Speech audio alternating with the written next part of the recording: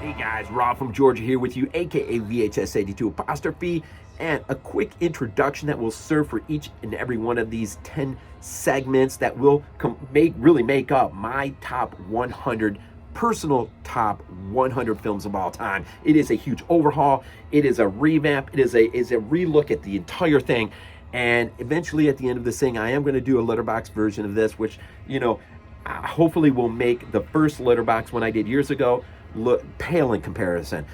So really, this is my top 100 personal 100 films, things that have influenced me from the earliest of my days. I was born in 70. Man, the decade of the 80s was, VHS video stores, the drive-in circuit, all of that stuff. And of recent, becoming a collector, 22 shots of Moodz and horror, podcasts, body bags, just all my influences, right? So this top 100, it is who I am at the moment. Not much of it's going to change, I think. The top 10 will be pretty well locked, I think. But it is who I am. Remember my age, my influences as they are. By decade, 1 or 2 decades, will take up the brunt of this list. You'll see, man. So travel with me as I take this thing on. Take it on. Let's start this thing. Hey guys, let's get into this. Number 70. You see what it is already. George A. Romero's from 1973. Crazies, man. Compliments of Arrow. Such a great release. I say about this, man. Renting this as a kid in the video store. For a kid, it was a little slow, man. It was a little on the slow end. But man, the cover art, man, with the soldiers dressed in, the white and with the black gas mask, creeped me out, man. As with a lot of VH boxes back in the day, man. Those were the days.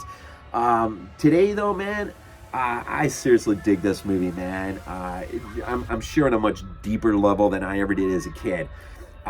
Actually kind of scary what the government is quite capable of doing from time to time, what they're willing to do. It's some good stuff, man. One of the funniest scenes in here, though, man, is right in the middle of a lot of chaos. You got this lady out there in the field just sweeping the field with a broom, man. It's just like there's nothing going on around her. God, man, what happens to this poor small town when this Trixie is unleashed on this small town in the water supply, and the people just start going mad, man. And the military's got to come in, seal everything off, man. Then you got your group of characters that are trying to get out of here. Just an absolute classic by the one we love so dearly, man. I hate it that he's gone. George A. Romero. Crazies from 73, man. Let's get into some space now, man. Number 69, Sir Ridley Scott. Prometheus, man. I saw this I don't know if it was opening weekend, but I saw it as a Father's Day present on IMAX. I think this was the first movie I'd ever seen on IMAX, and it blew me away visually, right? The sound, the visual. I have since come to really love this movie. I've heard it just looks absolutely astounding on 4K. I think, unfortunately, whatever Ridley Scott had originally conceived in his mind as a trilogy really got tampered with by the studio. And I think that's probably the number one reason why we do not have a third piece. And it doesn't help that Disney now owns this crap. It just... It all started with George Lucas. Anyways, Prometheus, man. 69. Maybe it should be higher. I don't know. But I do know this, man. There is a movie that comes after this, man, on my list. And perhaps this movie, more than any other movie, maybe had an effect on Ridley and the makers of Alien in 1979. Of course, we are talking about the one and only Mario Bava and his Planet of the Vampires at number 68. This film came out in 1965. Dude, it's one of my most beloved science fiction films. I freaking love this, man. When you watch this, you can't not but see the stark, similarities, visually speaking, between the things you see in this movie and the things that you will see in Alien and 79. This movie absolutely had a tremendous impact. Now, is Alien a remake of this? Absolutely not, man. The one thing that comes between this and Alien is H.R. Geiger, man, big time. But still, man, this is a fun movie. In fact, Prometheus probably owes much of its outer space or planet gear. It's very similar to the gear that you see here. I absolutely love it, man. The atmosphere here is thick, man, when they're on the planet. I just absolutely just dig it, man. And you couldn't have a more awkward name than Planet of the Vampires. I don't know, man. Should have been called something like Dark Planet or something. I don't know. But Mario Bava, man. Mario Bava. And number 67, a Paul Lynch film from 1982. 82 is my favorite year of all time for movies, man. Hence VHS 82 apostrophe, right? I would have rented this movie a ton. I love me some island horror. I love ghost ship horror, and I love island horror. And man, few get as good as this. I actually so dig this. Humongous from 1982, man. This movie, man, I used to just absolutely love watching this as a kid, renting this from the video stores and whatnot. It just got such, and there's the original. This is what the artwork most people remember. That's what you would have rented on, VHS. Is that artwork, right? Such a great movie, though, man. Such a great movie. Humongous. Just the name, man. Humongous. At number 66, loosely connected with Alien, Dan O'Bannon comes in at number 66 with Return of the Living Dead. This movie, Linnea Quigley, and the whole concept, I love how they bring the dead up. I love how the dead are so animated. I love how the fact they come up out of the earth. Not very many times do you get a good zombie movie where they actually come out of the earth. Well, zombie, Lucio Fulci's, right? But not even George A. Romero's movies, I don't think. I don't know. In all of his movies, I don't know if there's one instance, correct me, comment down, if there's one instance, and if there is, tell me where it is, where a zombie actually comes up out of the earth. I can't think of one. But man, the way they, more brains when they're calling for more paramedics. But I just love how it in a weird way, spoofs Night of the Living Dead, but treats it as a real event, not as just, a movie we enjoy. It actually treats it as real history, and it just sort of leaps off of that into another weird place. I just, who done the score? The soundtrack to this. The government's final solution at the end, big surprise, right? If something gets messy, just clean the whole thing up. Return of the Living Dead, Dan O'Bannon, man. Some good stuff right there. Number 65, I said I would try my best to go back, revisit anything that hits at 85, 75, 65, whatever. And so last night at number 65, I did go back and I revisited from 2015, Ted Gigahagen, if that's how you say it, man. We Are Still Here, man. This movie from 2015, it is a love letter to Fulci. It is a love letter to Lovecraft, man. Both Fulci and Lovecraft. A lot of times, love letter, the term gets thrown around as a cliche. Not here, not with this movie. If you've never seen this one and you have a soft spot in your heart for both Lovecraft and for Lucio Fulci, you will dig this, man. You will dig this. The family at the center of it, man. Their name is Sacchetti, and that was Fulci, one of his favorite screenwriters, man. And then that's just the beginning, man.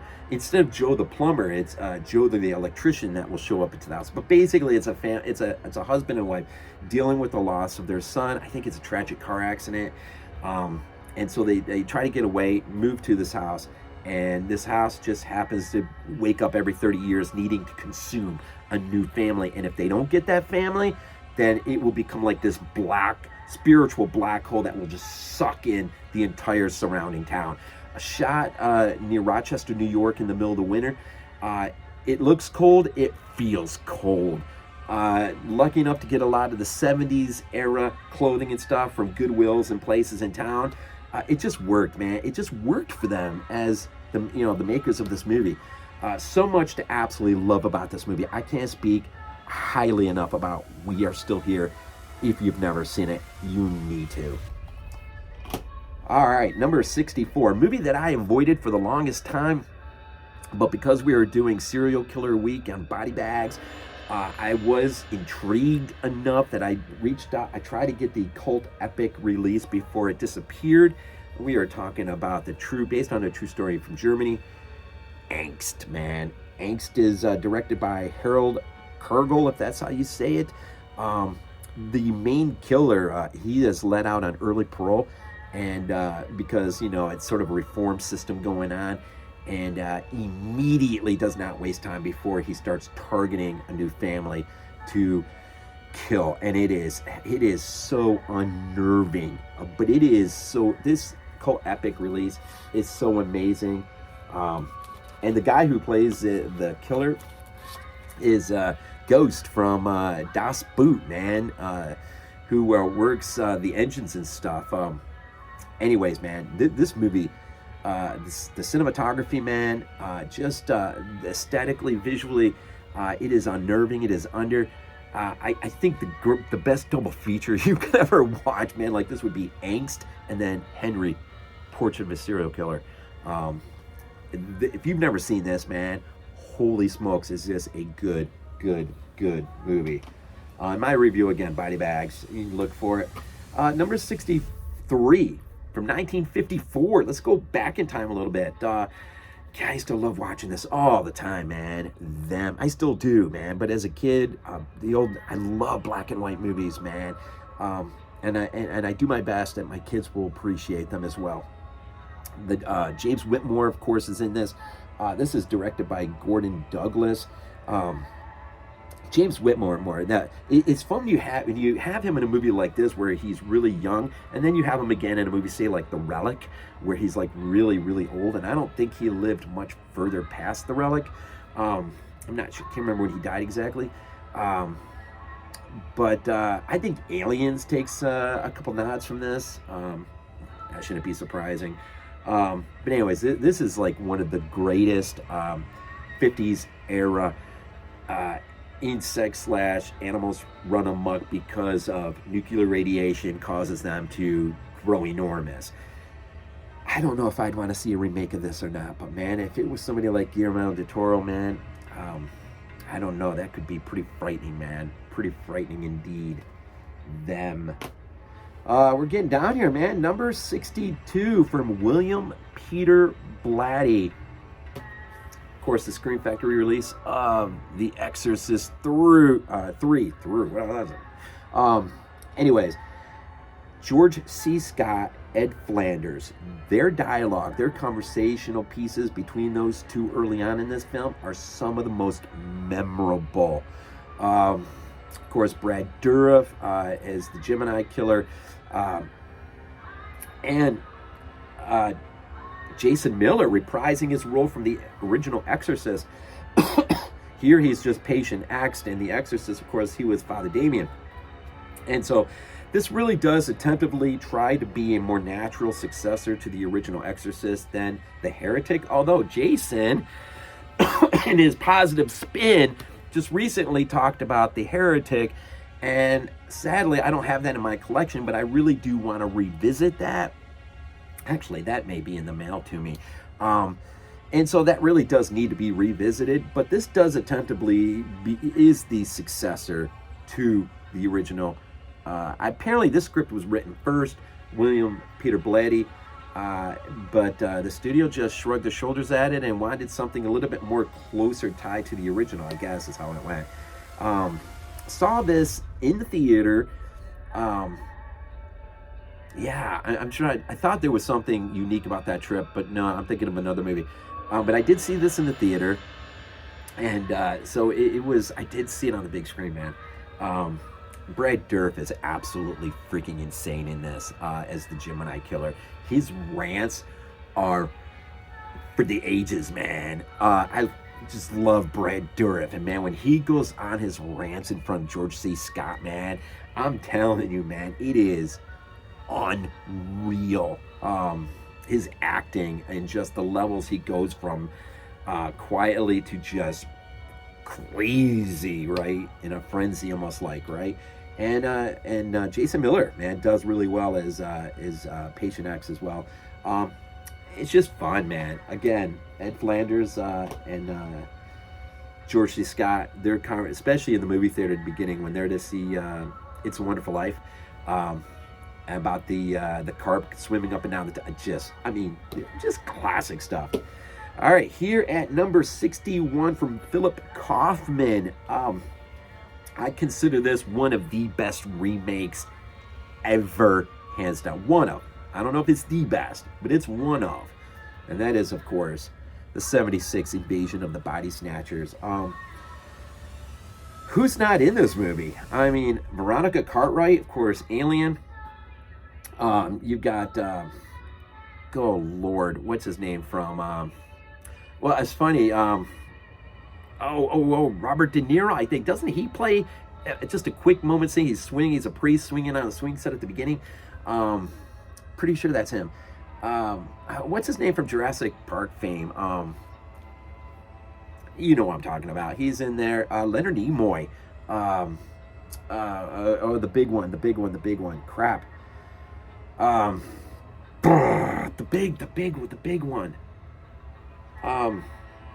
Gee, I can't say. You know, dude, that when I was a kid freaked me so much out. It got the cover of the HBO book, I think, one month when it first was going to premiere on HBO when I was a kid. Why can't I think of his stupid name? He's such a huge actor. Mind block. I can't remember. I do remember the cinematographer shot The Lost Boys. That doesn't help me. I cannot believe I forgot. Y'all know who I'm talking about. Anyways, so there you go, man. From number 61, Invasion of the Body Snatchers. 62, Exorcist 3. 63, Them. 64, Angst. 65, We Are Still Here. You really do need to see that. 66, Return of the Living Dead. You've all seen that a million times. Some good island horror, man. Humongous at 67. 68, Planet of the Vampire. Some Mario Bava goodness. Number 69, Sir Ridley Scott's Prometheus. If you were lucky enough as I did to see this on IMAX, man, you got it. You got a treat. And then finally, starting off at number 70, George A. Romero's The Crazies.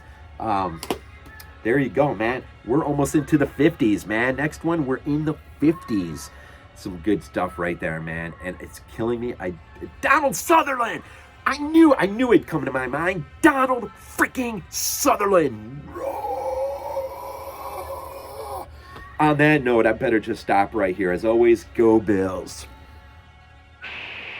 This is not a dream.